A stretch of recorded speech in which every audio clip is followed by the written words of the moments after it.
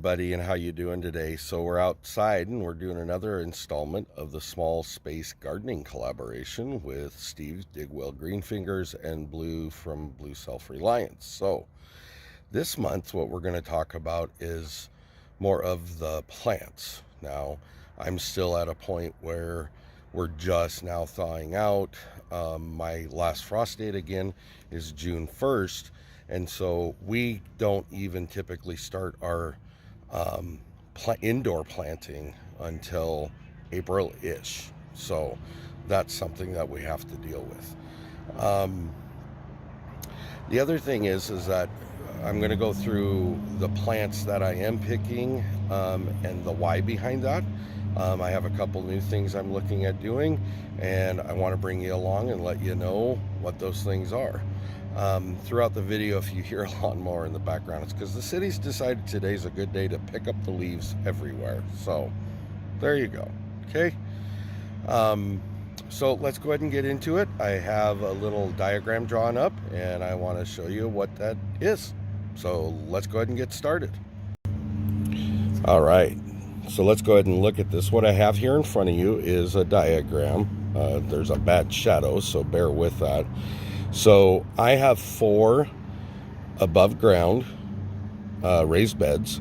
They're 4 by 8, which if you look here, I can go 4 by 8. Sorry, I'm trying to show you. Okay, so that's a 4 by 8 box. So let me see if I can find one of these. I'll do it this way. So in this bed right here, that's a strawberry, strawberry, strawberry, and strawberry. And they've already created runners. So I'm leaving this whole planter bed strawberries this year. One thing I am considering, which I haven't decided because it depends on whether I can get them or not, is putting asparagus inside here as well, because they go good together. That is from Bloo. Thank you very much for that information. But I'm going to try to get the tops for that so that hopefully in a year or two we can start seeing a growth off of that. So moving to this box here, this is going to be my flower box. And so we have 2 rows of azalea, 3 rows of bachelor buttons, and 3 rows of marigolds. So I'm going to go yellow, orange, and then red. And that is primarily to draw in the pollinators. That's what I'm after. And so I need to have that in there. Okay. So this one here, we're going to go ahead and do a determinate tomato plant in the middle. And then on each opposite corner, I'll have bell peppers in this example, and then I'm going to put basil in these opposing corners, and hopefully that will help produce a better tomato plant overall, as well as give me some good vegetables and herbs to use. And then down below we're going to be doing carrots, 3 rows of carrots. Haven't decided which ones yet because we're still toying around with that. Then in the middle we're going to have turnips. I have a row of parsley, and then I'm going to have 2 rows of green onions. So that'll be the 4 boxes that we'll be using. New this year, I'm going to be trying bucket growing as well. And I've picked out 6 buckets. These are things that I thought needed to be separated because they're prolific when they grow, or I'm trying to test them out, see how they work. So that is going to be lavender, ornamental grass, dill, oregano, lemon balm, and then mint. And if I end up having enough space in between, I might throw another box in here. I'm still trying to decide whether that's going to work out or not. The good thing is any of these side things here that can be moved around, I can also put up under here to give them shade on any of the 4 raised flower beds, because they stand waist high. They're about 3 feet, 3.5 to 4 feet off the ground. So that's a great thing. And then back in here, in this area, we have blackberry, raspberry bushes. And then over on this side, we also are going to be growing other tomato plants. We're going to be doing some squash, cucumber, and we had looked at a couple other things, but I'm not positive about that. So we'll see how that goes. But in the end of it, this is all growing in small space. All of this.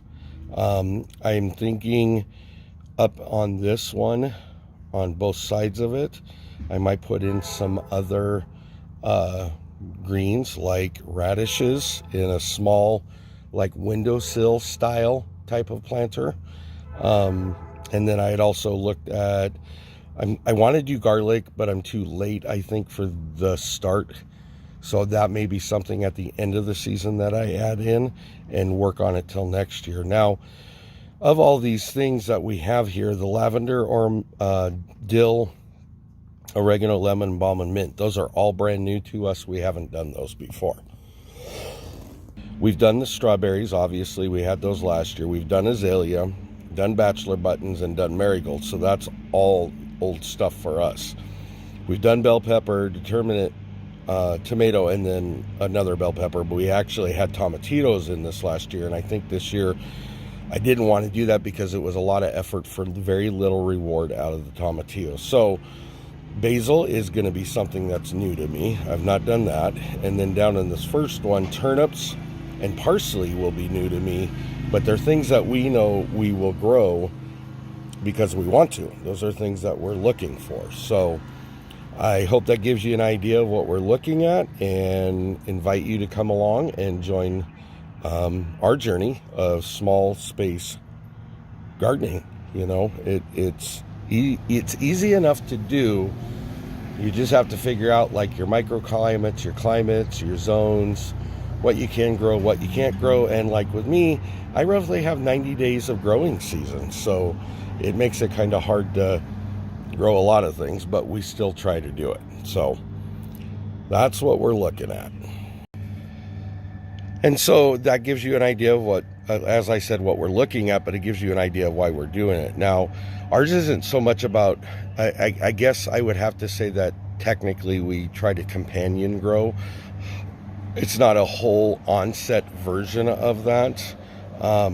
But I'm also not about maximizing harvest because I'm doing a lot of testing. This is my second year now of actually full-on growing, where I feel like I've committed to it and I'm a part of the process, not just random things growing. So we're still testing out what we can grow, what we can't grow, what does well, what doesn't do well, what we will eat, what we won't eat. Because even though you say you will, do you is really kind of the question. So trying to maximize the space I have with the most benefit ultimately is the goal. But we're still in a testing process. So, you know, those things that we can figure out, we do. And we'll test a few things out each year and see how those go. And if they work out well, then they'll be added, and we'll add some new stuff as we go. So I hope you enjoy this. I hope this gave you some information. And ultimately, you can grow in small spaces. That's the point of the collaboration. So make sure you look down in the description box below. There will be a link to all the channels, or at least there will be a listing of all the channels. In addition to it, don't forget to try to look at the hashtag, which is hashtag Small Gardens 2023. That'll keep you connected to all of us. And check out all these wonderful people. They have tons of information. Theoretically, no matter what area, microclimate, or climate you might have, they're going to have information for you. So next month, come on back and we'll see you, and we'll have some more information for you. Hopefully we're starting to plant things by then, but we'll see how it goes. Till next time, guys, have a great day. Thank you.